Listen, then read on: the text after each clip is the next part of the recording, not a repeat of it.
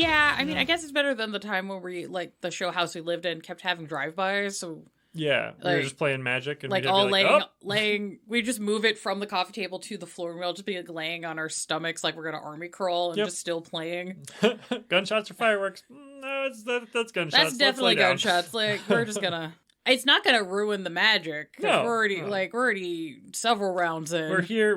There's not a thing we can do about it. Come on. Yeah, and it was just odd because those neighbors often because I was doing the bike and bus combo. Mm-hmm. So I'd be going to and from the bus stop with my bike, and they just, constantly just, like suburban neighborhood kind of thing where they're like, hey, neighbor. And I was like, hi. Just, being friendly because they're fucking neighbors. Yeah. Look, whatever. But instead of doing the normal Midwest thing you would expect where they'd be like, hey, we're having a cookout or a potluck or our church is having a fish. Like, none of that shit. They're just like, hey, you want some Xannies? And I'm like, nah, I'm good. Thank you. And they're like, well, girl, if you need anything. And I'm like, I appreciate you. Thanks. Bye. A couple of times they're even like, hey, if anybody ever messes with you, let me know. And I'm like, I'm good, but thank you. It was kind of weird how wholesome and how, like, the gang wanted to take care of us. And I say the gang because there was they very had colors. Literally. Yeah, we're not going to say what colors, but they had colors. There was a local gang. Walking to our friend's house. It was kind of late. There was a party at our house, and then I was walking to Uzi's house. That's good. And Uzi Chartreuse. Yeah. I was walking to Uzi's house, and the gang stopped and was like, hey, yo, they're all on this porch. I'm like, yo, what's up? They're like, how you doing? I'm like, I'm doing all right. They're like, what's your name? I'm like, Skipper. And they're like, what, Spidey? I was like, no, Skipper. And they're like, nah, you're Spidey. We like Spidey. Look at you, gangly. You look like a spider. And I'm like, all right, that's cool. They named you after the lead singer in the band from School of Rock? I guess. Oh my I don't know. They named him after the animal, the spider. The spider. The spider. But then they were like, you want a beer? And I'm like, no, I'm actually going over to a friend's house to have some drinks. And they're like, all right, well, here, take a beer. I'm like, no, I'm good. They were like, no, take a beer. They're hood beers. They're for the hood. I'm like, oh, okay. You're like, I guess I'm part of the hood now. Yeah, so I took a beer. They're like, you have a good night, Spidey. Be safe. I'm like, all right, thanks. Thanks, man. Thanks for looking out. Yeah. Hell yeah. It was just a weird amount of them, like, cartoonishly doing the thing that the DARE program told me would happen. Mm-hmm. And then just cartoonishly doing the weirdest, like, God, chivalry through a Spike Lee movie with me is the best way I can explain it, where they're, like, trying to, be like, hey, if you need anything, let me know. Because I guess they've pieced together I was, like, the only girl in this house full of dudes, which, I get. I was like, I don't know you guys like that, but, like, thanks for, like, looking out. Appreciate it. Could you stop the drive-bys, please? Like, that's more of my concern at this point. Yeah, like, we'd appreciate it. That's where the problem is. Like, you guys doing your little, like, rap videos in the front lawn while we're having, like, garage shows is kind of a vibe. I love it. The vibes are immaculate, but if we could stop with the shooting, that would be dope. Yeah. Hi, and welcome to Blank Bodies, a Vampire the Masquerade V5 tabletop and horror podcast. I'm your host, Hunter, and as always, I'm joined by... There was that one time that I was with... I don't remember who I was with. We backed out of the driveway and hit the trash can, and then we drove off. I was like, we'll get it when we get back. And when we're coming back, this dude on a scooter follows us into the neighborhood and follows us up to the driveway, and as we get out of the car... He approaches the driver. He's like, hey, you can't be fucking around in this neighborhood like that. And we were like, what are you talking about? And he's like, you hid in that trash can and just leaving it? That's not fucking cool. This is our neighborhood. And I was like, I live here. We were coming right back. It's fine. He goes, oh yeah, I recognize you. All right, have a good night. And he left. It was weird. Anyway, I'm John. I love that we had a hood HOA. Right? It was we technically had a hood HOA. I just put that together. It's been years since we've lived there. But this is Sarah, by the way. I'm sorry. Yeah, we were walking to the gas station once just to get drinks. And a guy pulled us and said, hey, I see you guys like to have parties. If you ever need anything for your parties, let me know. We got a lot of party favors. And me and Nick were like, oh, thank you. Yeah, we're good right now, but we appreciate that. We'll hit you up. Never gave us a phone number or anything. Just like walked up and was like, just let us know. And I was like, I don't I'm not going to presume any gentlemen in this neighborhood are or are not a part of your group, sir. That seems like that would end I mean, there poorly. was like 3 houses that they were always like around or in front of, other than ours. Yeah. I don't know if it was because ours was on that intersection that they were always chose we to were be in at the front of it. T, and then on one side of us was like an African immigrant family that were just chill and quiet, and then on the other side of us was like this redneck family that was also kind of chill and quiet. Except and when then they were having parties. Yeah, and then on the other side of them was where the Hood HOA was. And the block was immaculate. So good. So, hi, welcome to the Toreador bonus episode. So, yeah, so this is kind of a bonus episode, catch up right before Corn Tub. Woo! That will be on Saturday. Did we pick a time? I was thinking 8. 8 p.m. Eastern? 8 p.m. makes sense. Okay, cool. Saturday, 8 p.m. Eastern, will be on the YouTube. There will be many social media postings about this to remind you, because we all have ADHD. Mm-hmm. So, woohoo. Woo. So, wrapping up, getting some loose ends that we had missed. So, we're going to go over Nosferatu NPCs, going to do some Toreador NPCs, and then for the Toreador bonus, we're going to talk about some cool Halloween spooky movies that we think are beautiful or some sort of aesthetic, something that gives a Toreador-esque vibe. Yeah. Hell yeah. Hell yeah. Talk about some weird fucking movies. I haven't decided which one yet. Oh my god, I still have 2 in my head. I picked a few just on the off chance we overlapped, so I could be like, oh, okay, swap out. So, hooray. I hope my first pick isn't chosen by anybody else, because my second pick I really like, but I've only seen it a couple times, and I don't really know it that well. That's totally fun. Yeah. Yeah. Great planning. We are so good at things. All right, so, sorry for Nosferatu. For some reason, just all of our lives fell apart when we were recording Nosferatu, and we missed recording You fucking the NPCs. stuck us in a goddamn sewer. Of course we... Yeah, between the sewer and the medical issues and the tech issue, it was That's right around when I ended up in the hospital, I think. that is true. I think that's pretty much what happened. Yeah. Because we had to like rush record things, and then we just couldn't record for a couple weeks, and then It was. Thank you for sticking with us through all of those times. yeah, I'm not in the hospital anymore. Doing good. Yay. You got your foot back. They're finally letting me loose. Foot loose. I did kick off my Sunday shoes today. God damn it. Anyways. So upsetting. So do you wish to start with your NPC?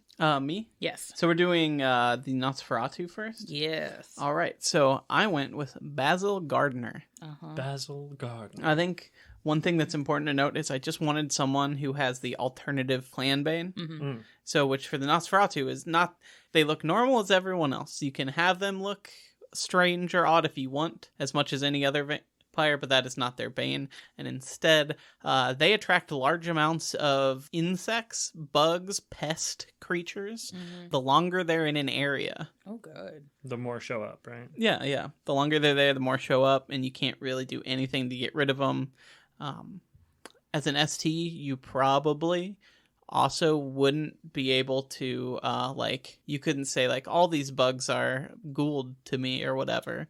Like, you can ghoul a hive, we talked about in our Nosferatu episode, but I would make it be like, yeah, these things are just showing up. You don't know what the fuck they are. They're just attracted to you. It's just Parisian bed bugs. Yeah, you can't get rid of them. You can't unionize the swarm around you. It's unfortunate, really. So what does Basil do other than bugs? So he's a food critic, actually. Oh no. Oh my Like god. he goes to restaurants. And the whole scam is if he doesn't like get his meal comped or he doesn't quite enjoy, he just hangs out long enough Get the restaurant shut down? to get some photos, and then he can blackmail the restaurant. Oh my god. What a dick. Dick. Oh my god. I love this. But otherwise, he's like a very well-known like food critic. Like he could probably hang out with the Toreadors a little bit, and they'd be like, "Oh yeah, he's got a high enough humanity that he can still eat," and I feel like they would like that. I just find that endearing. Be like, Shame about the pest problem, but beyond that, it's like it is kind of like a I'm a vampire and I can eat. I write about it kind of vibe that he has. oh my god, Like he is very snooty, very like almost has like a Toreador vibe. You would guess if you met him because he doesn't have the look or the could have been a Toreador, but just didn't get embraced by the right clan. yeah. Oh no, amazing. I love him. He's terrible. So that is my alt Bane Nosferatu. I really want to do something with the alt Bane, and I thought a Willard would be too on the nose, as it were. So as much as we love Crispin Glover, we do stand a Crispin Glover. We do stand. Don't watch the art film he made, though. You might not stand him after that. It's a little out there. Wait, really? That's a bummer. We don't have to. We're talking about artsy films later. Yeah, that's fair. That's later in the episode. So, John, did you want to give yours? Or you want me to do mine? I don't care. Yeah. So mine is a character that I believe I have played on recorded things. Right? I believe Sergey? So. Mm-hmm. Sergey is a hound, and he is an exceptionally ugly boy. Being what would be like 6'8", 7-foot-ish, if he could stand up straight. He's very like hunched with the Nosferatu-y fingers, and the face of an anglerfish. He spends most of his time obfuscated for good reasons. But his big thing is craft. He has 5 dots in craft with a specialty in pneumatic devices. And he does his hunting as a hound with a stake launcher that has like hundreds of pounds of PSI behind it. Just the worst potato gun. Yeah, the worst potato gun ever. He's pretty much a trapdoor spider for vampires. It's good times. It's like, wait. Got him. He's kind of grumpy. Yeah, that's Sergey. Sergey's a sweet beat. He's a grumpy boy. He's a grumpy boy. Terrifying when somebody's like, yeah, go get him. And he's like, all right. Cocks the pneumatic gun. Doesn't need to. He just does it. Yeah, it's just and then effect. obfuscates. And you're just like, what the And he's got the disappear, so you can be looking straight at him and it doesn't matter. He just poofs. Yeah, I think my favorite thing I ever did with him as a player, we were fighting a gargoyle. And they have very stony skin, as I believe we have discussed. So shooting a hunk of wood at it, probably not going to do a ton of stuff. Luckily, one of my coterie members was using a high caliber rifle. So what I did was I ejected the stake and then just shoved the barrel into the wound of the high caliber rifle. And then pulled the trigger for that PSI to just go poop and made a balloon inside of it. Oh my God. Horrifying. The things you can do with air pressure is so upsetting. Fucking great. Air pressure is evil. Yep. Like those shark knives almost. Oh, God, yeah. Yep. That was kind of the idea, actually. That and when I did took the, what was his name? The Giovanni for your game that we did with COJ. Oh, yeah. From I just hopped onto the hood of the trunk, or hood of the car. That was good. Sergey's I was going to say a delight, but not. He's a delight. He's nice. Action Nosferatu, for sure. Yes, he is action Nosferatu. Because when you've described him, you're just like, oh yeah, he's like just a hulking 7-foot tall guy. But you always describe him in a biker jacket, which is also horrifying. Because you're like, where the fuck do you get a jacket that big? Large. Make it. Oh. Craft. I'm just like, good job on the liner.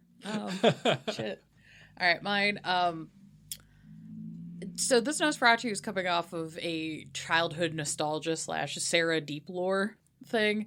So the town I moved to when I first came to the States, there was a property like a little bit further out into the woods by the lake that was an old like train yard that, because of the way it was zoned, it had to be a business fully for 1 month a year. The rest of the year, a family could live on it. So this family that lived in this train yard, and that's where their property was, they had, because of zoning, they had to have it open once a month, at least, as a commercial business. So they ran a haunted train. Nice. So they had train cars in the train yard. They're just abandoned, so they just, like, use them. So they pushed the train cars around to make this, like, wandering maze where you go through the train yard, through mazes, back up into trains, through trains, out of trains. It was crazy. I love this. It was super cool. Seems fucking dope. Yeah, like when you first go in, there's like a little ticket booth thing. It built into one of the trains, and then the next booth is like the kiddie car. So they had a bunch of like carnival games and just weird things you could fuck with and an arcade machine. So if you were too spooked by the haunted train house thing, you could just chill in the kiddie car. Or, you know, they had, like, somebody there to, like, watch kids. So, like, parents could go do the haunted house and then, like, leave the kids to chill. That's cool. Which was kind of dope. This. Yeah. And, yeah, they would hire, like, haunt actors. And the kind of gimmick with the haunted train was at the start of the season, beginning October, like, the first week was, like, baby mode. And each week, it would get more intense. And then, like, the week of Halloween was, like, the most intense spooky. Like, they hired, like, the intense haunt actors. And if you came in groups, you could get a discount if everybody in the group was in a costume. Hell yeah. It's super cool. So I was like, what if I took this haunted train idea and I gave it to a Nosferatu. So I bring you Henry Fosha. Henry Fosha. Who's very, like, comically, like, Nosferatu Batboy with, like, the 2 little fangs in the front and the big ears and the chrome dome. Nice. But because he owns the haunted train and everybody just knows him as, like, the guy who owns the haunted train, he just kind of leans into that. And that's why he gets around without using obfuscate, because everybody who's immortal just, oh yeah, it's Henry. He runs the haunted train, and he's just spooky. He's just the weird guy that runs this town attraction that everybody loves. So they just think he's in costume all the time. Love it. Because it's just what he loves. Love it. So he's got like a little top hat and like a little smoking jacket. And then during Halloween, he wears like little like Grim Reaper robes and just gets really weird with it. He's just like the Vincent Price of this town. Basically, yeah. You can give very Vincent Price energy. And yeah, he has a herd that's just all of the haunt actors. And he opens up his haven one month out of the year for people to come in and do the haunted train ride. And there might be, you know, when it's off season, because it's like a train yard out in the kind of the middle of nowhere, he can do like business. And there's no one to hear the screaming. But if they do, cops show up and they just go, oh, it's Henry testing out new things for the, you know, the haunted train in October. That's whatever. Love or it. if there's like blood spatter, everyone's like, man, the effects are really good this year. And he's like, that's Sure right. are. Does a little like Barnum and Bailey kind of carnival thing. So just it's like wholesome but very Crypt Keeper energy. I like this dude. So yeah, that's Henry Fosha, the haunted train running Nosferatu. He may have owned the train many years ago, but he just stopped here and was like, I live here now. Oh, the train rails don't run anymore. I can't leave on my train. Shit, what do I do? Turn it around. Have you ever seen the movie The Wizard of Gore? Yes. Kind of reminds me of that. It's very Wizard of Gore, yes. It's super fun. Speaking of Crispin Glover again. Yes. Not the original, but he's in a remake. Oh yeah, you're right. The remake's not as good, No. but he's fun in it. Crispin Glover's kind of fun in everything. Yeah. Apparently, other than maybe that art film. We'll talk about that after the show. It's upsetting. But no. I don't think that our Nosferatu would like each other at all. Nope. Henry's a very silly gentleman. But he's also very good at business. Very city and very rural. And you're far too beastly for Basil. You're the help. Yeah. Oh, okay. Yeah, sure. Yeah. In the fucking help. In the same way that like rich people like view cops as their employees, you know what I mean? Like I pay your taxes. I donate to the police union. Love it. That would be kind of the attitude he would have with you as Hound, probably. Yeah. Also, he doesn't really do anything other than like blackmail non-kindred, so you wouldn't give a shit anyway. Right. Unless he's just he was like starting to like endanger Masquerade stuff, which why would he? There's rats. Yeah. Oh no. In the city. He probably lives. Does he live in like New York? Because there's so I many imagine rats there. you could. I made him so you could move him around, but he's definitely city folk kind of guy. Yeah. Like he could be in Indianapolis, Chicago, L.A., New York, London, all sorts of places. Yeah, I don't think Henry would particularly give a fuck about that. He's just like, okay, I guess this is what you're doing. Have fun. Yeah. Might be. I think he would only care if for some reason Basil just started like fucking with his like herd and allies, like his little squad of mortals that he's like cultivated. Because then he's just like, look, you're stepping onto my business, chap. I can't have that. Can't be doing that now. So I'm going to give you this one warning because we're cousins. Don't do it again. I don't know why I turned him into a newsman. But I think it works. It kind of He kind of needs to be like a crier. Yeah. You know? Everyone's like, oh, it's just part of Henry's aesthetic. Like, Yes! he's just... And he's like, well, yes, well, have a good day. I'm a newsman. Good. Yeah, Sergei's just a grumpy boy in general. The way I was kind of playing him and the way I kind of wrote him was he has the, like, I have a chip on my shoulder, kind of. He's that kind of Nosferatu, where it's like, I'm working in the cam and I'm working my way up the ranks so I can prove, like, I might be low clan, but literally have to respect me. Because I have this gun. Yeah. So I did appreciate the one little, like, moment in the game that we played together where I was playing a Thin Blood and your guy's just like, are you okay? Like, literally pulled her aside. Like, are you good? Is the guy's bullying you? I can stop that. She's just like, please don't. Yeah. Please. I appreciate this, but, like, please don't. That's going to make everything so much worse. I can stop that. I forgot about that. Yeah. So he has, I like... can make him quit. He's like, I don't like the way he's treating you. I can stop that. Just like, please don't. So he's got that little nugget of just like sheepdog. Yeah, well, Yeah. you see, so like, I think because he's just like, he's very Nosferatu and the very ugly kind, he's always been kind of kicked down into the like sewers and gutters and whatnot, barely allowed at Elysium, probably. So he has that like twinge for the underdog and the person who's getting picked on, that like, no, I'm gonna stand up for him because I got this gun. Yeah, and Henry's just like, oh no, I take in all the weirdo freaks. Give me your sad boys. I give them a job. Yeah, Send me your sad It'll look boys. good on a resume. Like, this is written like letters to colleges to like to help kids get like accepted. Hell yes. It was like, no, he was great during the summer and da-da-da-da-da, and I think he'd be an exemplary student at your university. It kind of comes out in the other way where he's just like, I have this little family of freaks because I am also a freak and I've also figured out the loophole. And looking like a fucking weirdo and being in public, just lean into it really hard, and everyone finds it charming. Aha! Ha You know what? I this is a new thought that I've had, but I would expand upon Basil a little bit more to maybe make him fit into like a game a little bit more. I like to think we talked about in Nosferatu about like the people who were basically just spite Nosferatu. Yes. Like That Basil sounds like a spite Nosferatu. he was a spite Nosferatu, but then it came out kind of working in his, like he didn't get the ugliness that they expected to, and so he's just kind of there now. He just kind of flipped like, and reversed it with salt and pepper. The Nosferatu don't really want him, Because he's kind of a dick. and he's like, he doesn't have any of the problems that they really do. And like the rest of the vampire city, other than the I feel like the Toreador have kind of just taken him in at this point, because he's like, well, he's got good taste.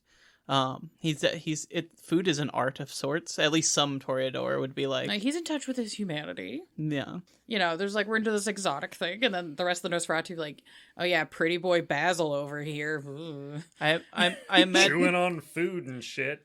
I imagine Both sides of his face look the same.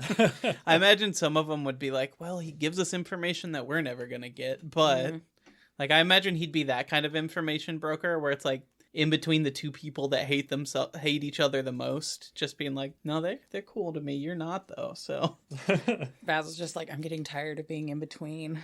It's like the guy in class, it's like passing the notes between the two friends, and you're just like, fucking, I'm not involved. Stop.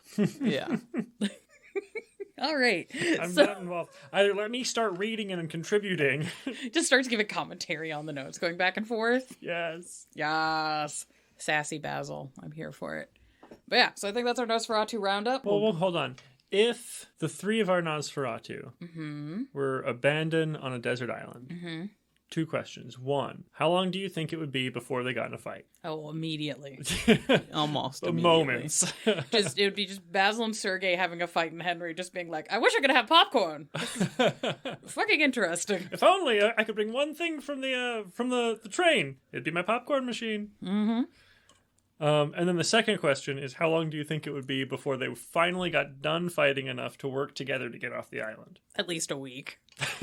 Yeah? You think it would be a week? I don't mean to be mean to your characters there, but I feel like neither of our characters would be handy in that situation. Here's the thing with Henry. It's because he's had to like maintain and build this like train yard with all these like contraptions. I feel like he's low-key got a really good like tech and like engineering craft. And just a lot of like Adam Savage kind of skills.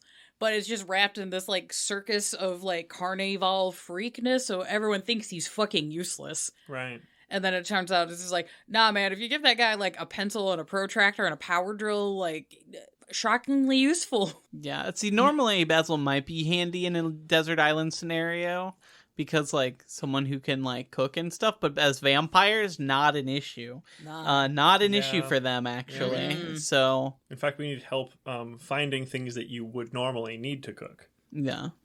Animals. Animals. Sergei would be doing a lot of work. Probably. Dang it. Yeah, that's okay. Dang it. Henry can house He would husband. do it, but he'd be doing it begrudgingly. Yeah. Henry would be house husbanding. He's like, I could build the hut.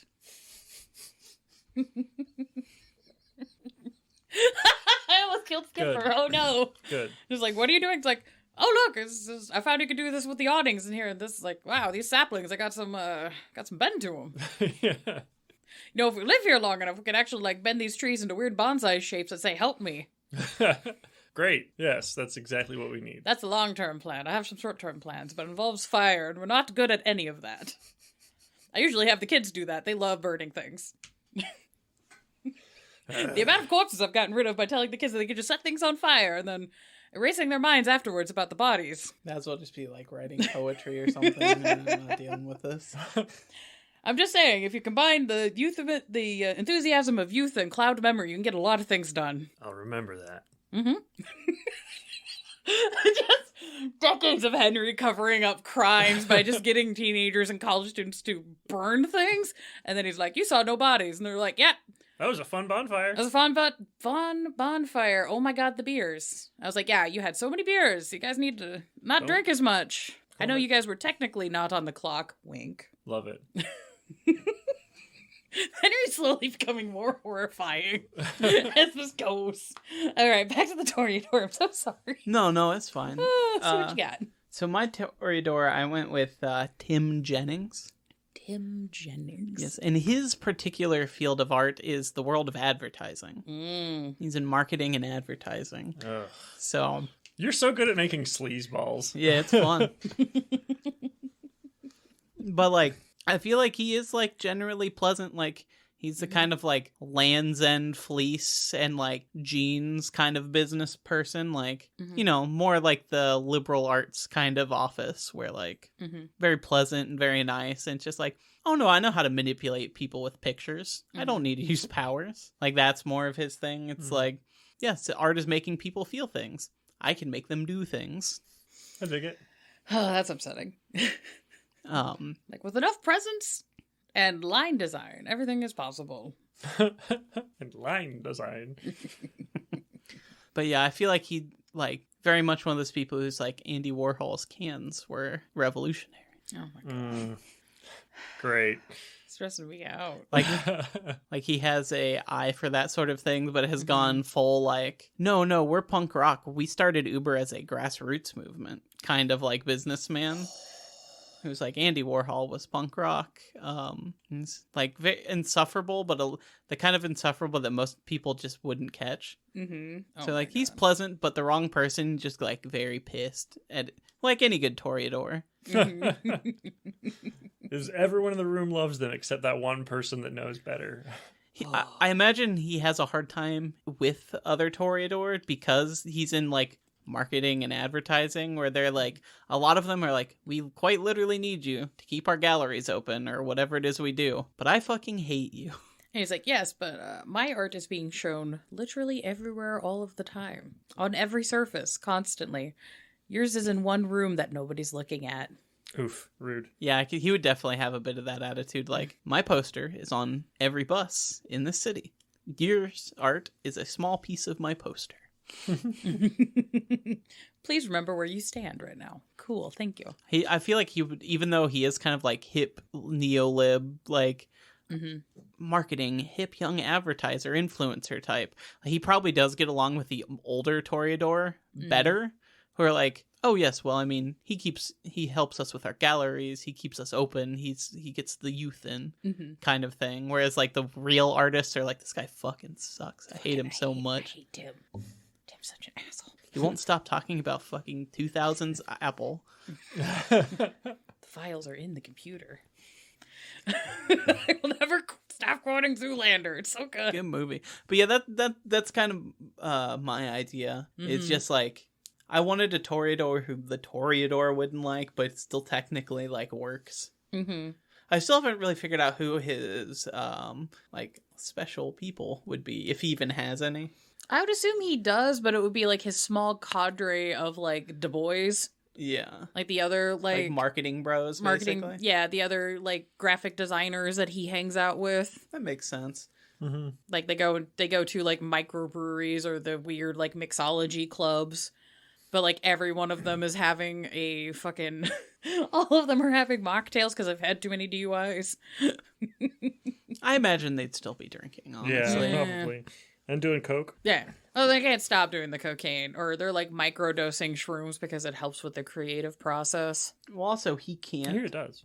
He can't do that. It's true. So he just drinks off of... Well, he can't drink off of them if he's... Well, I mean, he is also a sleazeball. Yeah. Does he have much of his humanity? Does he drink off of his special people? decided, I imagine he wouldn't be opposed to it in a like, oh, you're kind of drunk, I'll take a little bit of that, but not in a like, this is actually What's how a little I vitae feed. between homies? I feel it's more that than like it's not like his main source of food. It's more of like we're doing drugs together, right? Okay, gotcha. It's like, yeah, man, let's go to the bathroom and go do a line of coke. And he's like, yeah. And he watches his friend do the line of coke, and then he like takes a snack and is like, yeah, we both did coke. Yeah. Mm-hmm. Yeah. Because I can't really see him being like the violent type. Like he's not yet, or even really like definitely scheming, but like he's not gonna like burn down a building or like kill someone, especially directly, or like so his humanity would by rules standards at least be on the higher end, just because he's like, I just manipulate people, I don't need to hurt anyone. Right. Maybe throw a punch or something, but he's not like he's not drinking people to death most of the time, even really. It's too much work to cover up. Yeah. Fair. Amazing. So what you got, John? I still don't have a last name for this lady. Her first needs to be Victoria, though, or Vicky, is what most people call her, though she hates it. She's a Toreador. Yes, Battle Rose. Yeah. Battle Rose. And kind of vague concept of backstory is she's old as hell, as in like Crusades old. Might have been there. Took a nap. Yeah, took a nap. Woke up. Think, as far as looks go, think like Alucard from the Castlevania anime. Just or pretty much any pretty them vampire from any of the animes. A little vampire hunter D. Yeah. The hair down to like the knees that's like glistening and, you know, practically white blonde and super pale. The blue eyes and the sword that's kind of too long, you know? Yeah, it's a rapier. But very like quiet, doesn't talk much for a Toreador. But when she does, it's usually not very nice and usually pretty cutting. But yeah. Her art is the art of fencing and the art of battle and honorable, but won't hesitate to just like gut somebody. Hell yeah. It's just like, look, I'm going to fight with these rules. And the second you cross that line, I have become unhinged. Neat. Yeah, kind of. You've made a choice. Hell yeah. Lots of where lots of battle roses would go more celerity and auspex. She is more celerity presence with a bit of potence in there too. For feeding type. Yeah. But yeah, she's much more of the like, she'll be standing there having the conversation and you'll be like, kind of like, oh wow, maybe I shouldn't be so upset with her and like whatever. Oh, my crew's already attacking, that's unfortunate. And then you're enthralled with her while she just kind of kills a few of your friends getting to you, kind of thing. That's spooky. Yeah. It was like, oh shit, well, that's happening anyways. Right. Like, damn it, my friend just got cut in half. She's so pretty. Oh shit, there's a sword in me, I should start fighting. Shit. Yeah. When I said I wanted her inside me, this is not what I meant. Fuck. Yeah. Probably has to be careful when going out in public in general, because she's probably a bit of a masquerade breach. Not necessarily because like that's a vampire, but because she's wearing like Victorian clothing and walking around with like, she's very pretty and very anachronistic. Yeah. Would you say she has the flaw where she is just like old, like doesn't understand new like technology? Yeah. Like, she definitely has archaic. Very just set in her old ways. That's probably part of the reason what like 90% of what she says is cutting and mean, because she wouldn't have a moment, you know, of being like, oh, why is this Nosferatu here talking to us? Like, send him back down there where he should be. The younger Toreador are trying to like judge her outfits to be like, no, what you have on is a sleigh, but holy shit, the time period, no. Yeah.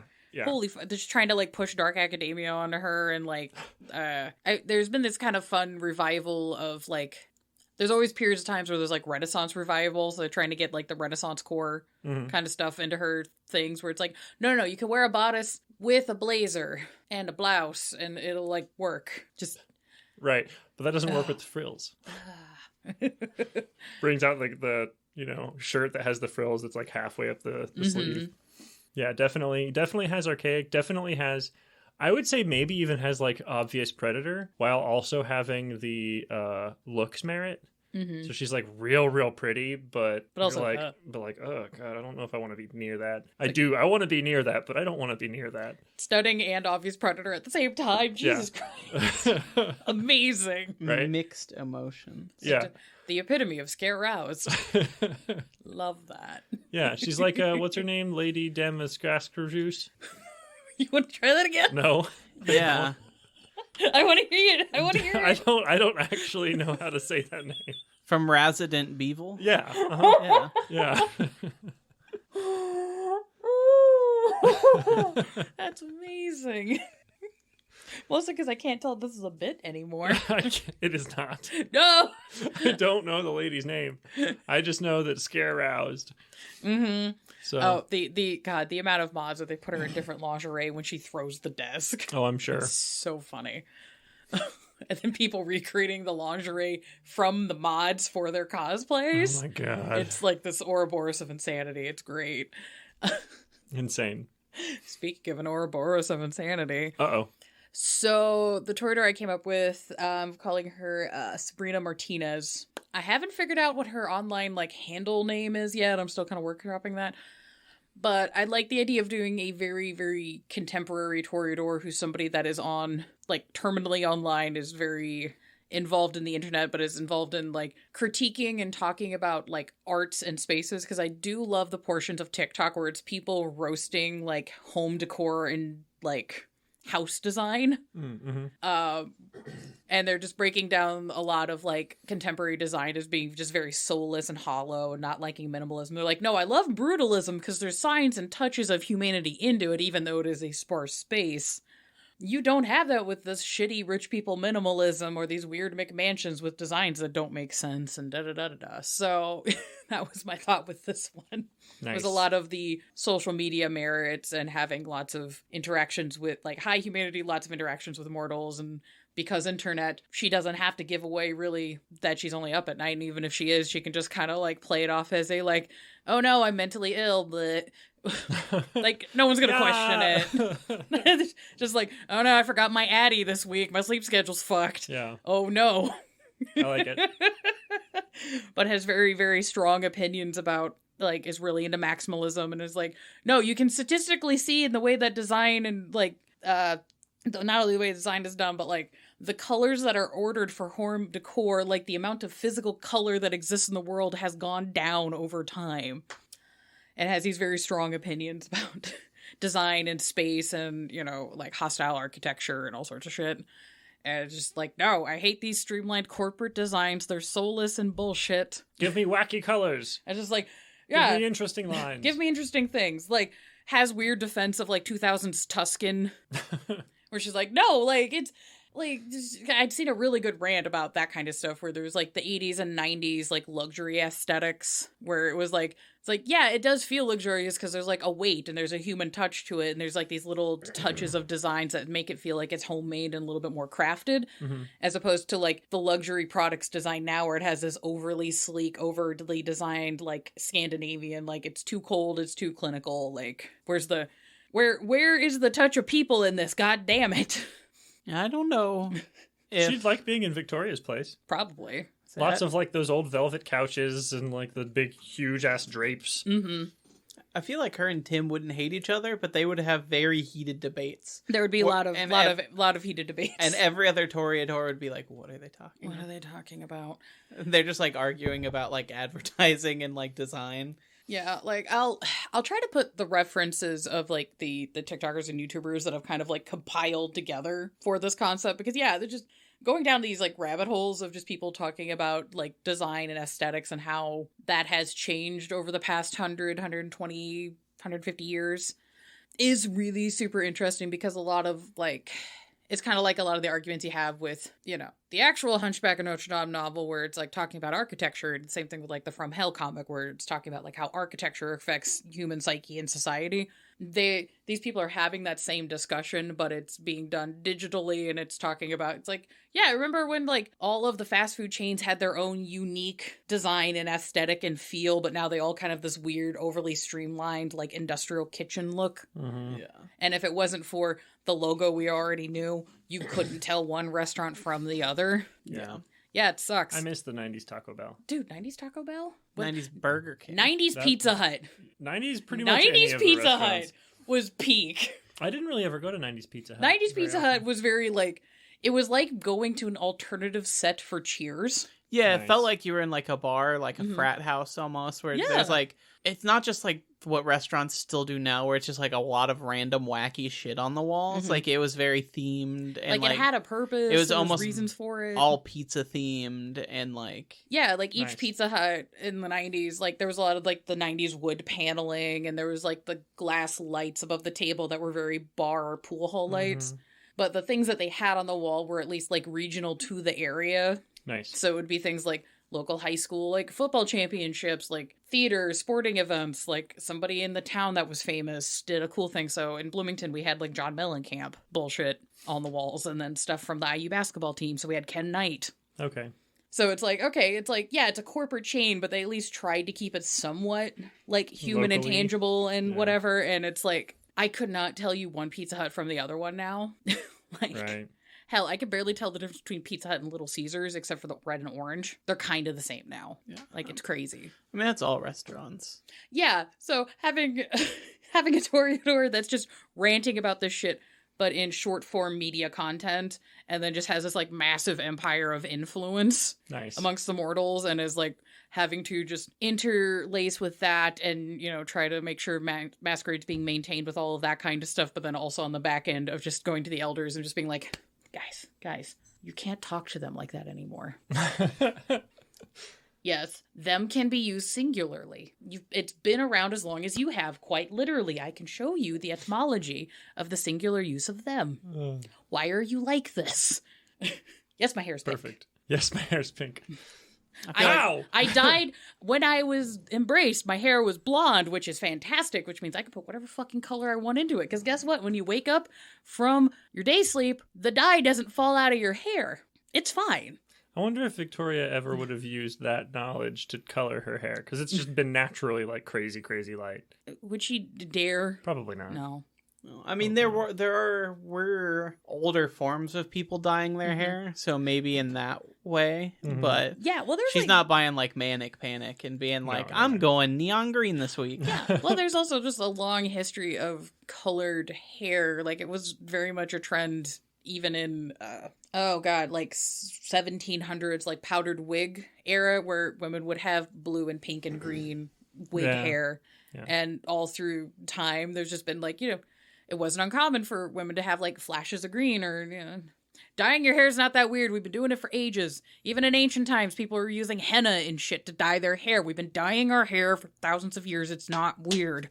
But as a crusader, that might be a bit weirder. Yeah, that would be weird, because, well, that's because you are besmirching a temple of God. Yeah. But she may have a bit of a problem with that, thinking like, well, look at me. Mhm. Of course I'm a temple of God. I'm perfection. I am perfection, yet look at me. She probably doesn't have any like Is she very Catholic? I don't know if she's very Catholic as much as like kind of how the Catholics were doing as it was with the Crusade, Mm-hmm. as much as I'm very Catholic as far as that can get me. Yeah. I'm just curious about, like, did she have a long sword and then, like, woke up during the Musketeer era and went I was rapier like, those are beautiful. Love and just them. completely switched? And was just like, not doing that anymore. Hand her a longsword. She'll still, cut somebody in half or poke them or whatever. Yeah. But yeah, rapier is her thing because it's prettier and more elegant. Mm-hmm. You get the really cool, like, basket weaves and Yeah. shit. Yeah. I would say, honestly, there's a good Does she, chance. she has a mangoche as well? Huh? She has the mangoche as well, or Um, no? She probably has one. I don't know that she'd carry one always. Okay. Yeah, just because it's a longer than normal rapier, Mhm. which means it's a little bit more unwieldy, but she thinks it's prettier that way. I have to ask, did she meet Alexandra Dumas? Oh, I suppose there's a good chance. Maybe. Yeah. They might have been in she's like, I didn't talk to him, but we were in the same salon. Yeah. And then she took a long dirt nap, Right. wakes up, and she's like, why is this box screaming when it's plugged into the wall? I do not enjoy it. Kicks it over. That's a Witchery! That is a rotary phone. Where the fuck did you even get that? Jesus.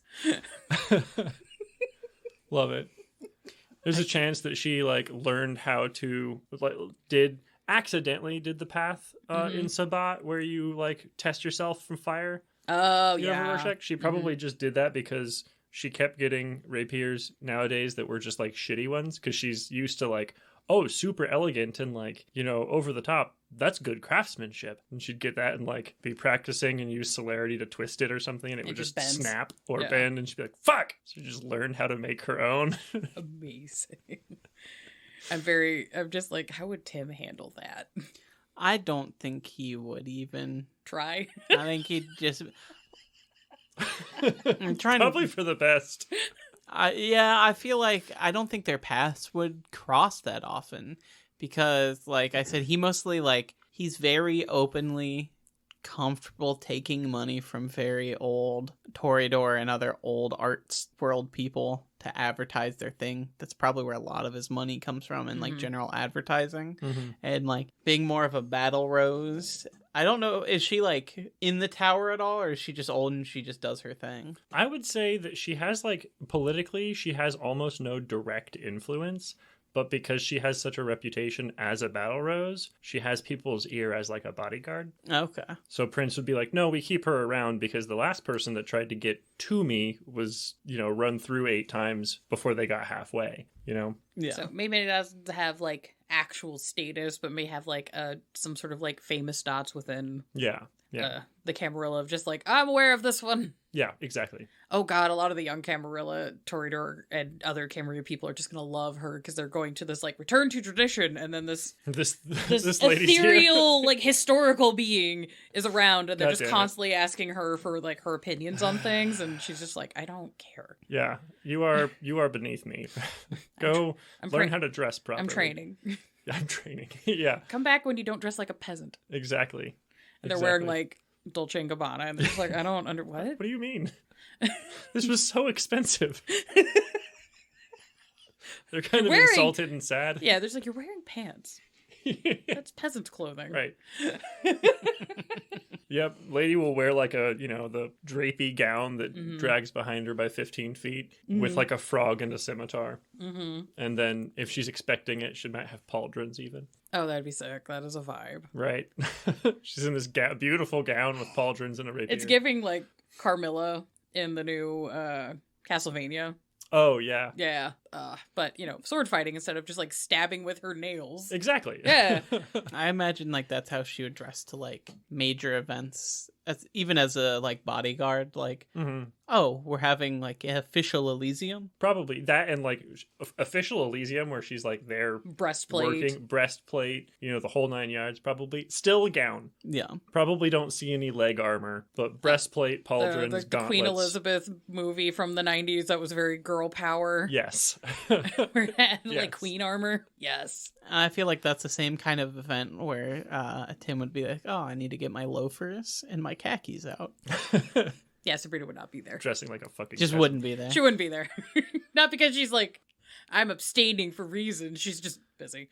For just ADHD, forgot, and then it was Yeah. like, fuck, Elysium was 3 nights ago. I feel like their biggest argument would be Tim being like, no, Swedish design is simple because it's supposed to accentuate the things you own. It's about it's not putting all your nice shit in a gilded case that you look of instead of your stuff. You do it to look at your stuff and not the case it's in. The case being your house. Yeah, but your house is just like empty and cold and dead inside. And I'm already all 3 of those things. I don't need my house to also You need to reflect buy this. more stuff. No. You have money. Look, the planet is already dying and I don't need more useless shit in my house. Pinball is not useless. Oh my god. What is pinball? Oh my god. Let me explain a pinball machine. Well, they did have wooden pinball machines, but I don't know where they came from. Pinball's actually a lot older than people because they had like the spring and pinball games. It's closer to pachinko almost, like early pinball, where there'd be like a spring and a wooden launcher that you'd throw a ball up and you'd try and get in like a specific hole. I had a really old one. There was like a family hand-me-down that looked like a baseball stadium, and there was a single flipper that looked like a baseball bat, and you would like roll the ball in the bat. You'd try to like hit like there's like a home run at the very top, and there's different score points at different points on the baseball field. They have those at like every Euro shop too. Yeah, but this was Except like they're double flippered. They're double Yeah. flippered, and then the ball goes through, and it turns out it's a bouncy ball, and you just have a toy now. yeah, this was like little wooden balls, and the whole thing was wood, and it was like older. Right. But That's cool though. pinball is older than people think. Yeah. God, that's such a weird group. Anyway. Yeah. It's just. I can't even imagine as an ST what I would do if my players brought this group of people to me. Just these 3 Toreadors. How am I going to even put them in the same room? Just like, oh no, I could do it. The Y'all are in prince for a have ride. summoned you. You have to be there. Well, the prince summoned the 2 younger ones, and then the older one's just there. yeah. And they're just like, hey, like, man, please don't kill me. But I have some things. I need some help with these neonates, please, dear God. Just I like the what idea size of the of prince boon? being like, I don't want to offend you, but I was like, in front of court is very, Yeah, and yeah, then behind scenes like, man, please don't, please. I know you're upset right now, but love it. I love a prince that behind closed doors is just kind of wet and pathetic. It's very funny. Good. Okay, so I think that's our NPCs. We're going to try and have all of that caught up today as of recording, if not by the end of the week, right? Yes. Cool. As long as I get sheets, I will try and have them up on Monday, the 30th. Cool. We're fixing things, guys. We're doing good. Hell Cool. yeah, go us. So now, spooky movie talk. Spooky movie talk.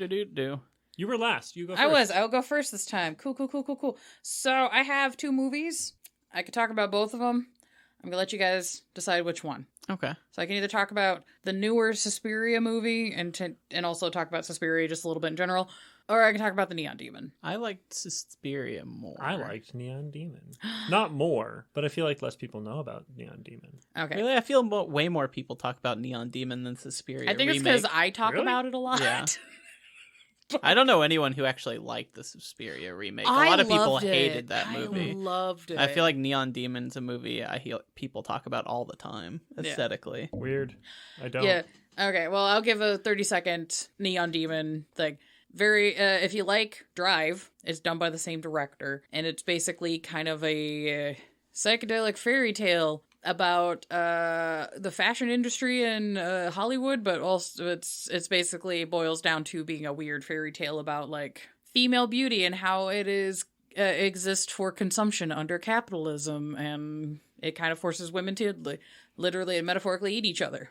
Delicious. It's cool. There's a necrophiliac lesbian scene in the middle. I feel like I have to give that content warning. There is. It's one of those scenes and shots that's like very pretty, but it's also horrifying. So you're going, "This is cool. Oh God!" To be fair, that which whole is most movie, of the movie.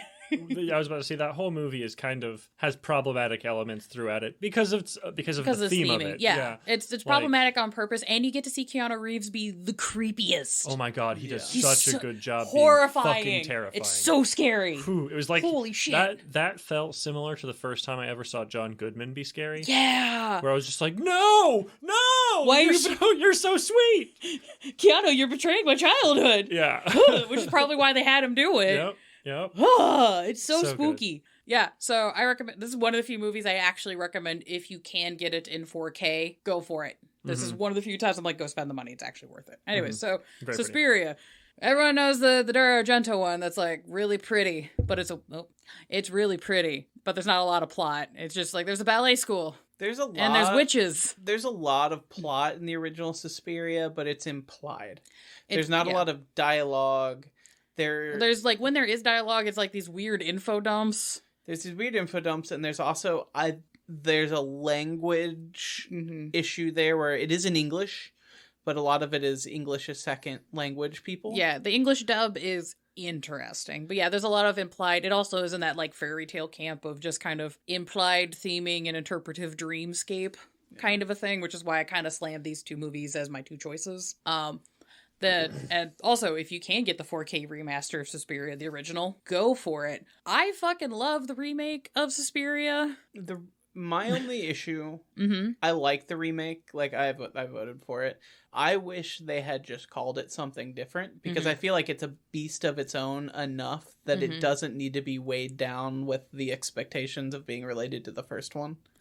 Yeah, the hindsight kind of thing is the mythos that gets built in, I believe it's 2016, Suspiria, is it has the backing of the lore and the plot from the Dario Argento like trilogy films. Yeah, it does tie into those. I still would have probably given it like a new name, just because a lot of people I know went into it expecting a remake or more of the same, when it's really more of its own movie, or even a sequel, you could argue. Then it's one of those. I think a lot of people have gotten it into their head that a remake of a film has to be like the movie again, instead of the movie with somebody else's interpretation of it. So it's more of an adaptation. Yeah. So it's like, you know how everybody loves the Carpenter The Thing, but there's a version in the 50s of The Thing that is a completely different fucking movie, but people don't fucking shit a brick about John Carpenter doing a remake because he didn't do it right. It wasn't like the one in the 50s. It's because it was fucking perfect. Well, I also You're not wrong. I also feel like a lot of people telling of that story. Yeah. People don't put like movies from the 50s on the same type of pedestal that people do from like the 70s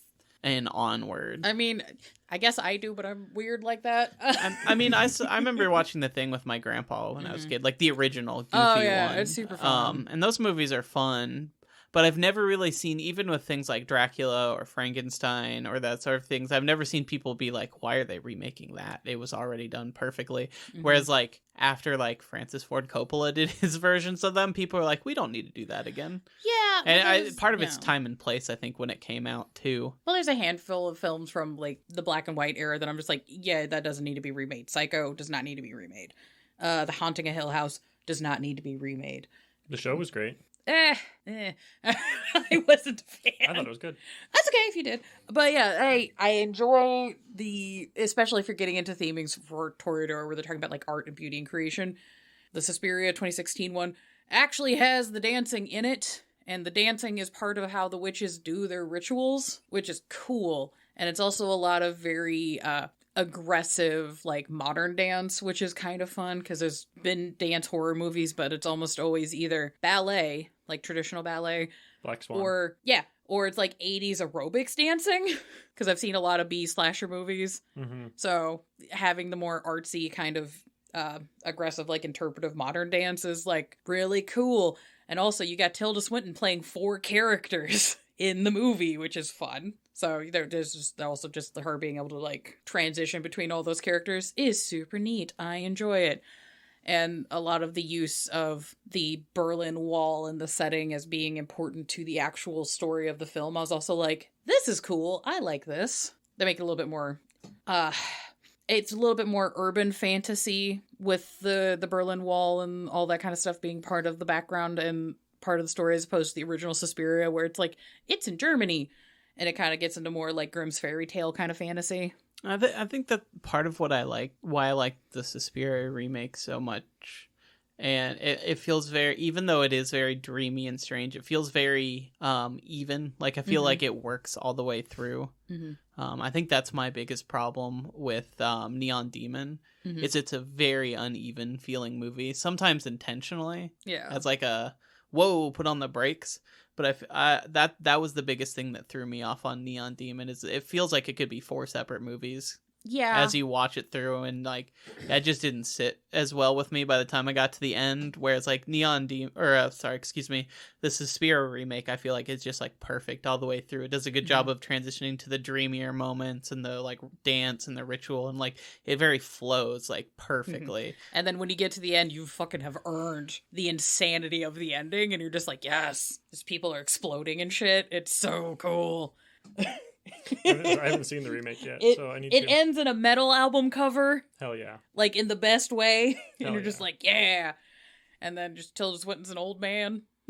Like the old man makeup on Tilda Swinton in the remake is fan-fucktastic. Where you're just like, if it wasn't for the fact that the voice is a little high-pitched, you wouldn't tell.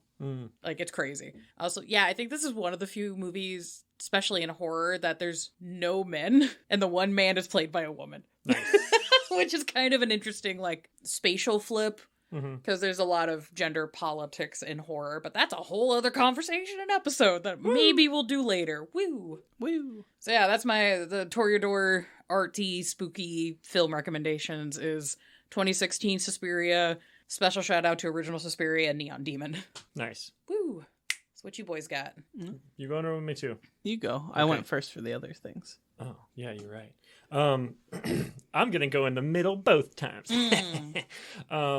So I had a couple to pick, and I'm going to mention mine as well. Sorry, everybody, because you were talking about the dancing, and that led to my second pick, which was Climax. Ah, That's a great movie. Loved it. It's if an anxiety attack was a music video, is how I felt about it. Would you agree to that? Yeah, I really like that movie because I come from a like dance and ballet family. A lot of that in my family, from costume to performance to choreography. So, and I feel like that movie really nails it. Like there's a lot of movies like Black Swan. I think my biggest problem with Black Swan is that like a lot of the ballet in it fucking sucks.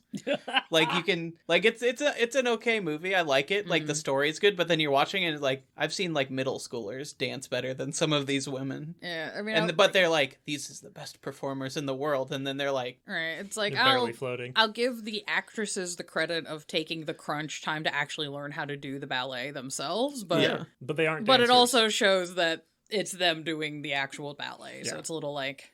whereas Climax, you can tell everyone is a dancer and an actor. It's impressive movie. Yeah. Hell yeah.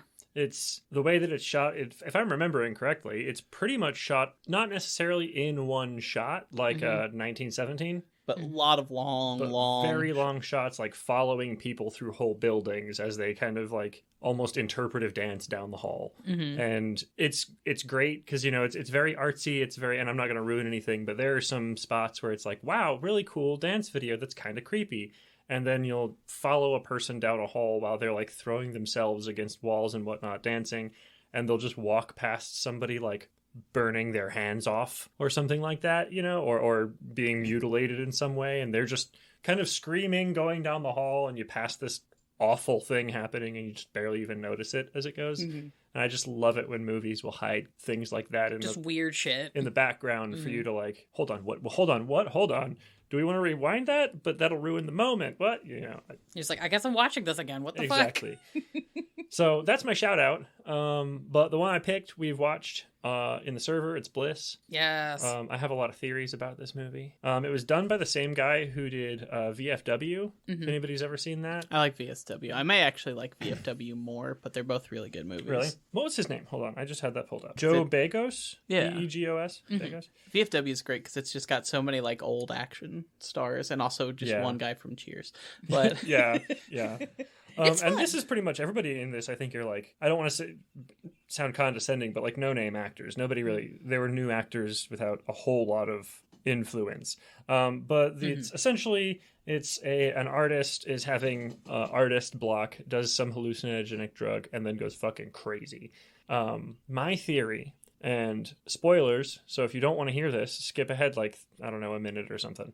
But my theory is Desi gets embraced that one night in the bathroom. She's a thin blood. Oh, no. Okay? Because she keeps being out in the sun throughout the whole movie, right? But the last couple scenes, she kills a couple people and eats them. Those people one of them was probably the person that sired her, who I'm pretty sure is a Toreador.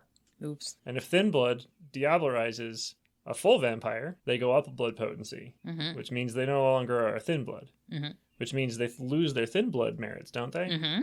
Which means their immunity to sun goes away. Yes. Spoiler, spoiler, spoiler, end of the movie. She stays up, probably enthralled with her bane. And then the sun comes up and she explodes. Sick. Yeah, right? I like that we so far have recommended 2 movies where you're like, shit goes nuts at the end. Like, it's very artsy and it's cool as fuck. It's a vibe. And then the end happens in chaos. Woo! That's great stuff. hell yeah. Sick. So I suppose it's my turn. Yeah. No. Oh, no, I'm gonna go anyway. So I also had 2 movies I was deciding between, and I decided we all picked very similar looking movies. So I like very Italian heavy color gel. So I decided to shift away from that. My first pick was going to be Let the Corpses Tan, which is one of my absolute favorite movies. It's like a modern spaghetti western heist film. Hell yeah. Hell yeah. It's essentially about a group of robbers who held a big heist and then decide to go hold up in an old like western town ruins kind of place that is lived in by an arts collective.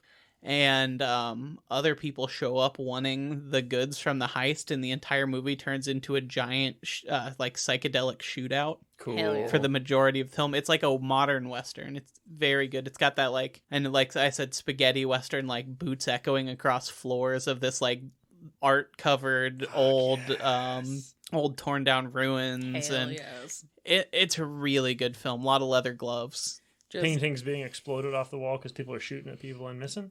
A lot more just people exploding. Nice. I like that we all have Exploding movies people with movies. exploding people. But that's just my recommendation. Go check it out. It's hard to spoil that movie, but it is just a fun ride all the way through. A very psychedelic heist western. Mm-hmm. But I ended up deciding I want to do something a little different.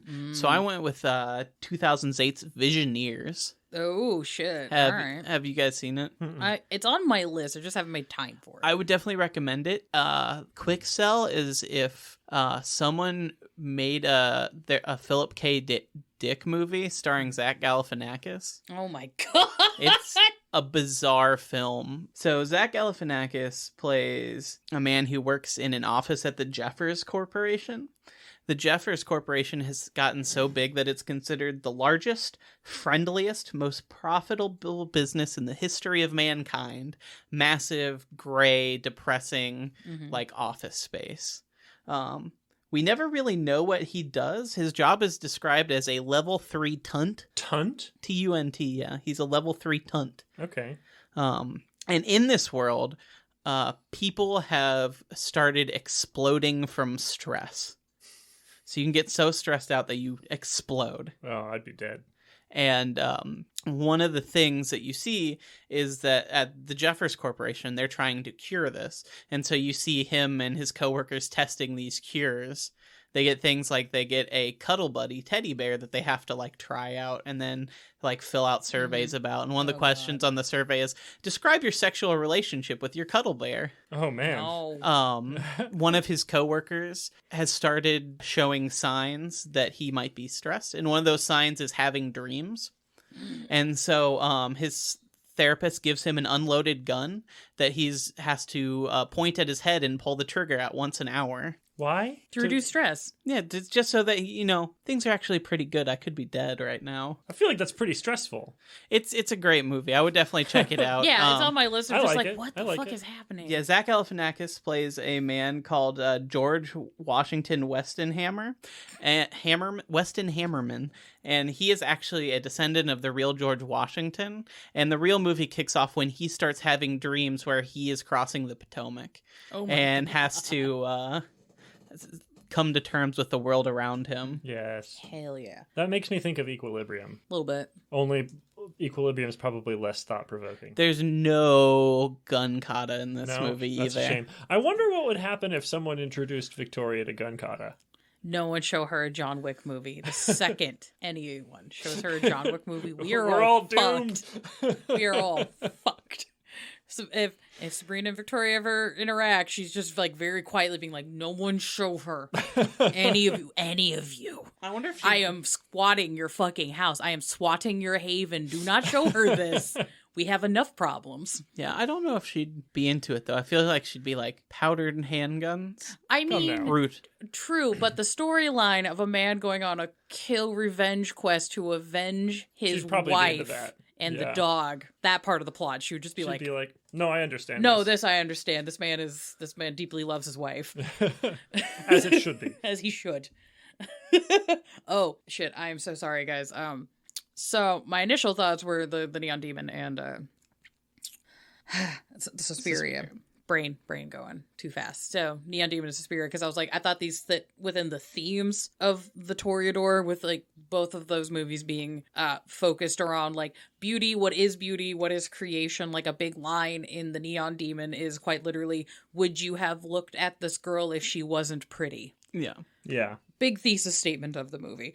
But if you're just wanting like a cool spooky movie that visually has the vibes, 1971's The Devils. I thought you were going to say Mandy. That's a good movie. Well, I was trying to like get away from the gel colors a little Oh. bit. Never. Never get away from the gel covers. But yeah, no, The Devils, if you want like a psychedelic what the fuck is happening, but it's aesthetically like cool, I think it's still streaming on Shudder. Cool. Like they're one of the only places that has it. And I I'm think just so. Like, Shudder has a lot of that old shit. yeah. So if you, shout out to Shudder, I guess. Good job, Shudder. Hey, good job, Shudder.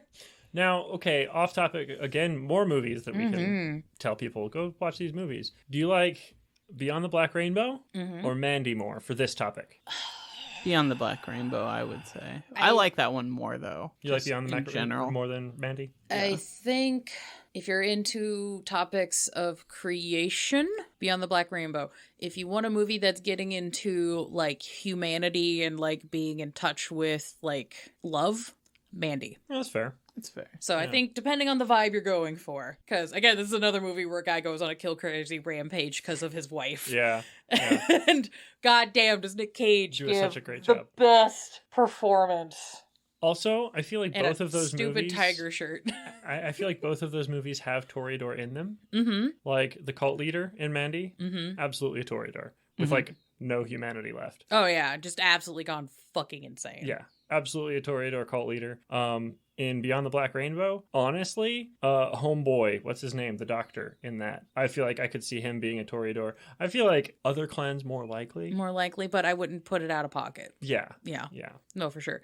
Also, I've realized I want to make a movie night for us to hang out with where the theme of the movie night is laughing at a dick Okay. because Mandy's in there. And Oh, yeah. Yeah, and I'm trying to think. There's like I know there's other horror movies I like where part of the plot is somebody laughs at a penis. Yeah. I'd say And it's integral to the plot. And it It's matters important. to the plot. Yeah. if you could get the director's cut, Walk Hard. Yes. That scene has extended scenes of male nudity Yes. for seemingly no reason. Full frontal. I'm here for. There's it. like a whole scene of just John C. Reilly talking on the phone while like the other half of the screen is just a man's penis. It's so good. I think the list we've given is good unless anybody else has any last minute throw-ins. I had a couple that I thought about, but Yeah. I figure we maybe will do this again so I can bring them back up. Hell yeah. Hunter, I'm sorry. I just exhaled upward and your fan pushed it directly onto you. I It's watched still it set happen. on it's still set on summer mode, so it's pushing the air down instead Yeah. of pulling it up, which it's autumn now. Fix your fan. I could. Yeah, I was gonna recommend the movie Stage Fright or Aquarius. Ooh. It's by Michelle Suave, Mhm. or I'm actually not sure how to pronounce it, Soavi, but it's a giallo, like horror murder mystery Hell set yeah. in a theater while a musical is being performed, and the killer takes on the owl hood of one of the main characters of the play and starts murdering people in a. I've seen this one. It's really It's good. it's one of my all-time favorite movies. It's really good. I would give it a recommendation, but it's again another very Italian, very colored gels kind And of movie. So I wanted Johnny to get away Knife from that. Hands escaped from knife prison and he's stabbing. Pretty much. There's not a whole lot of plot. It's all the only thing that makes it very Toreador is it has some like really good music numbers in it, Mhm. and all the cast are very bitchy like performers. Oh, it's so good. You know, I had a thought of a movie that I was going to ask if you guys thought worked for Toreador, but I just blanked on it completely. It's gone. Oh no. Absolutely out of my mind. Do you know what's a good Toreador movie? Hmm. Edward Scissorhands. Yes. Actually, kind of, Yeah, yeah. that That is absolutely good. works. The sad boy and the Tim Burton's a fucking asshole, but that movie does work. yeah. Sorry. He did some bangers. No, it's No, fine. he's done some bangers, but I'm just like, what do you mean? Only certain kinds of people fit for your aesthetics? Fuck off. gross. I didn't know Oh. about that. Yeah, we can talk about that later. But yeah, he's had some statements. Do you think? I feel like probably not. But do you think the audition is Toreador-esque? That is like a maybe not. Toreador. That's like anti-tribute Toreador. Yeah, actually, good Or point. almost even La Sombra. Mm-hmm. That could work. Yeah. Yeah, La Yeah. Sombra could work, but I like the anti-tribute Toreador because she is very like Very methodical and Yeah. very precise. And This has is these long, delicate little instruments. Mhm. And long, Just delicate savors plan it. that she's been working on for like a year. I think that she was with the dude, yeah. which for Toreador is a long time. Mm-hmm. That's a plan. Mm-hmm. Took her weeks. Took her weeks, and then she had to be with the dude for a whole year. Craziness. She was committed. You could tell she'd gone crazy. Yeah, She was committed. she was committed. I don't remember who was I talking to. I think it was last time we all had a gathering at your place. Somebody was talking about how they just couldn't do that movie. I don't remember. It was I one mean, of our pals. a lot I of get it. Takashi Miike films are They're like rough.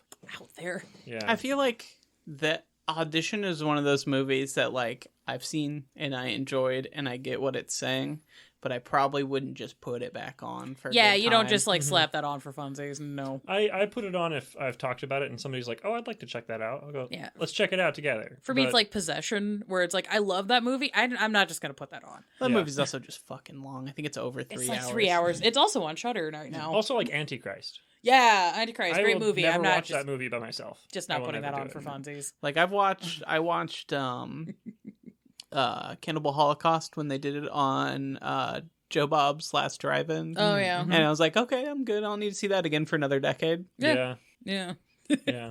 I haven't seen it since that one time we scarred a friend of ours with it. Yay! He Yay! asked. He did. To be fair. We did a lot of consent checks, and we slowly worked him up to Cannibal Holocaust because he was just We like, worked him up to Salo. we did. We all And sat. he didn't actually watch Salo. He was on his phone the whole movie. And then afterward, he was like, that's not that bad. I was so upset with him. I didn't give him one of the championship belt I made. That's true. You didn't. He didn't earn it. Yeah. I had found a whole stack of paper championship belts that were like Super Smash Brothers Championship. Mm-hmm. And I said, marked out the Smash. Well, I marked out the MASH and put Salo over it. So it was Super Salo Brothers Championship. And I gave it to everyone that got all the way through the movie with us. Yeah, I know. I had it. I had one. Yep. Good stuff. Okay. We need to wrap up. We need to wrap up, but I also just want to mention how you mentioned that they never need to remake Psycho. Mm-hmm. I totally forgot that there is a remake of I know. Psycho where Vince Vaughn plays Norman Bates. And fucking drops the ball so goddamn hard. Do you think Elijah Wood could play Norman Bates? No, No, He- I I did feel like. like he would- play a psychopath. I quite feel like well. he'd want to, Yeah. but I feel like even he at his most, he's not. Here's the thing: if you're playing Norman Bates, there's a deep level of empathy you need to be able to pull from an audience to do that correctly. Yeah. And I don't think Elijah Wood's able to pull crazy and empathetic quite as well as same the time. original actor. Yeah, that's a good point. Also, I feel like it's hard to do with an actor who you would recognize. You almost need a blank surface to put that character on. Whereas, like, you watch a movie and it's like, oh, that's Vince Vaughn. Well, I mean, the original Psycho was done with 1950s version of a teenage heartthrob actor, but that was because that actor was trying to like play against type, but unfortunately he knocked it out of the park so hard that's kind of just what he did for the rest of forever. That's fair. I guess going back now, most people wouldn't have a clue who he was. 'cause Yeah. I don't give a shit about beach movies or whatever Yeah, he was like, doing before. It would be the Yeah. equivalent of like if Chris Evans did Psycho but like nailed it, and then we're all just like, you're just the Psycho guy now. It's kind of what happened with American Psycho. Mm-hmm. Oh, Christian Bale? Yeah. Well, and then he did Batman. Yeah, and then he did Batman. I think that might have been part of the reason why he did Batman. But It's like, I cannot be a psychopath forever. I mean, and then he he did, just like- played a different kind of I psychopath. mean, he did like The Machinist and a bunch of other He did films. pretty well in the He does a Machinist. lot of really good films. But he was the American Psycho guy for a long time, Yeah. and he had been like kind of like a teen hot guy actor before that. Yeah. Actually, I do love the fact that he based his performance on American Psycho on the time he had to hang out with Tom Cruise because they're both like hot young celebrities. And he's So- like, I fucking hate this guy. So if you watch American Psycho, just imagine that it is him making fun of Tom Cruise. That's basically what that is. Yes. And the screen adaptation was I written love this. and directed by women. And the whole movie is supposed to be like making fun of dude bros like that. So dude bros like that are just like jerking off about it, like, yeah, this guy's great. And I'm just like, this That's is terrifying. This movie is 2 hours of trolling your ass specifically, and the fact that went so over your fucking head. It is so funny. Yeah. It just, it's so funny. And Christian Bale's in on the joke. Like, he's part of He it. is, yeah. Like, he fucking starved the shit out of himself eating nothing but like chicken breasts for weeks and got ripped for that movie, specifically for a haha. That is dedication. I know, and I'm That like, man puts his body he through threw his whole pussy absolute hell. into it, and it's so good. Okay, we gotta wrap. Otherwise, we're gonna keep talking about movies for like another Well, hour. we can keep talking about movies. You guys gonna stick around if we start talking about movies for another fucking hour? You want to have Blank Body's movie corner where we do nothing but talk? We don't actually explain the movies that much. We just You know that movie? Yeah, I like that movie. We're just shittier red letter media. That's great. That's great content right there, guys. Good job. We're just shittier red letter media, except all of us can like bend all of our joints. You know, The old jokes are turned on to you now, old man. Aha! Ha if you guys like this episode, let us know. Maybe once we finish the core clans for a bonus episode or two, or we're getting ready to move on the new ones, we can go back and maybe pick 2 or 3 clans at a time and do like some movie vibe recommendations. Actually, I do like that idea. That could like be fun. movie and maybe video game recommendations. Yeah. Dude, video game recommendations. Toreador video games. You gotta pick something outside of Layers of Fear. Oh. Called it. Let me explain to you guys how Untitled Goose Game is a Toreador game. Lust. Lust could be good. Lust is very Toreador. Kind of also... I was gonna say Bayonetta. Yeah. Yeah. Yeah, I'm gonna check out indie game. Go check out Passepartout, the Starving Artist. Oh, all right. All right. It's really cool. It's you play a French painter trying to navigate the local art scene, but you have to hand create all of your paintings yourself. Huh. With like MS Paint quality tools.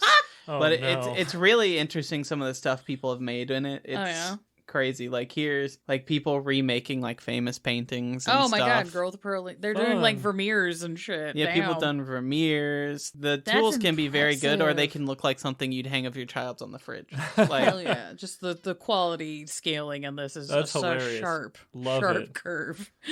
yeah, and the whole game is about like trying to figure out like the mechanics. Like, do I make more money if I spend more time on this? Do I need to use more colors? Like, there's a very vague feedback you get that's like basically like, how was your trip to IKEA? And it's got smiley face, middle face, angry face. Like, that's the kind of feedback you get, and then the amount of money you get, and you're taking that feedback and trying to create like art. Huh. The game sounds really cool. It's giving me stress and anxiety because I do that Like, for that's a life. living. That's I just life. do that. Well, maybe it's good exercise then, huh? No. It's I don't want it. It gives me the energy of my friends back in the 2000s who got tricked into going to Iraq, and then I'd catch them on Xbox playing COD. Yeah. And I'm like, bro, you were walking the streets of Fallujah for 12 hours. Why Why are is you your doing this? downtime more war? I say as I'm chewing them out through Xbox Live across time and space. And they're just like, shut up, it's what I got. And I'm like, can I mail you a different game? My guy, I told you not to sign up with the recruiter, but you didn't listen to me, so here we are. I've been playing Crash Bandicoot, but that's a Brewha game.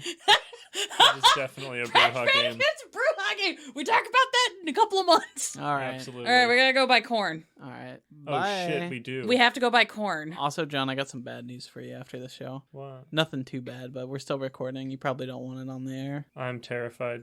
Okay. Okay, cool. He's sufficiently scared. I love you guys. Bye. Bye. Bye.